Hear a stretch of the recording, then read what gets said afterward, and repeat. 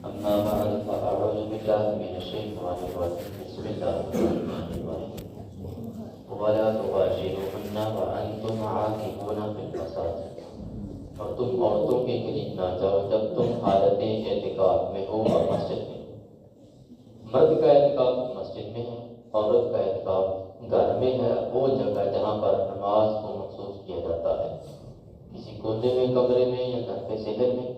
جس جگہ پر عام طرف لوگوں کا گھر میں دوسرے حضرات کا آنا جانا کم ہو، نہ آنا جانا ہو، تو یہ سب سے بہتر ہے اس جگہ پر اعتکاف کیا جائے. عورت کے لیے مخصوص جگہ گھر میں وہ نماز پڑھنے کی جگہ ہے، اور مرد کے لیے مسجد ہے. رسول کائنات جان کائنات فخر کائنات صلی اللہ علیہ وسلم نے ارشاد فرمایا جس نے اعتکاف کیا اللہ رب العالمین کی رضا کے لیے، مالک اللہ رب العالمین اس کو جہنم سے اتنا دور کر دے گا، اتنا دور کر دے گا کہ 3 خندقوں کا فاصلہ ہو جائے گا اس کے اور جہنم کے درمیان.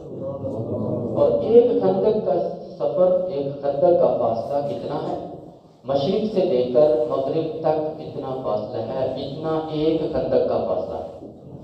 اللہ رب العالمین 3 خندقیں اس بندے کو جہنم سے دور کر دے گا. اندازہ لگا لیں کہ ایک خندق کا فاصلہ اتنا ہے، جتنا مشرق اور مغرب سے لے کر آپس میں جتنا فاصلہ ہے، تو 3 خندقوں کا فاصلہ کتنا ہوگا. پھر دوسری حدیث پاک میں ارشاد فرمایا کہ اعتکاف کرنے والا ہر اس ثواب کو پا لیتا ہے جو وہ پہلے کرتا تھا.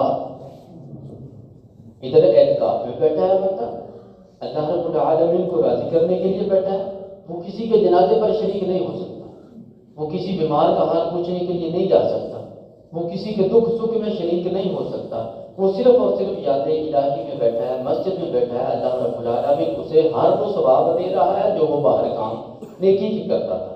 یہ اللہ رب العالمین بندے مومن کے اوپر انعامات رکھے ہیں. پھر دوسری حدیث پاک ایک اور حدیث پاک میں ارشاد فرمایا جو بندہ اللہ رب العالمین کی رضا کے لیے اعتکاف کرتا ہے، اللہ رب العالمین اسے 2 حج اور 2 عمروں کا ثواب عطا کرتا ہے. لاکھوں روپیہ لگا کر ہم حج کے لیے جاتے ہیں، عمرہ کے لیے جاتے ہیں، لیکن مفت میں اعتکاف کی حالت میں اللہ رب العالمین وہ ثواب عطا فرما رہے ہیں. لیکن وہ ہمارا اعتکاف یاد الہی کے لیے، اللہ رب العالمین کی رضا کے لیے ہو، دوستوں کی علیحدہ گپ شپ کے لیے نہ ہو. اللہ رب العالمین ہمیں عمل کی توفیق عطا فرمائے.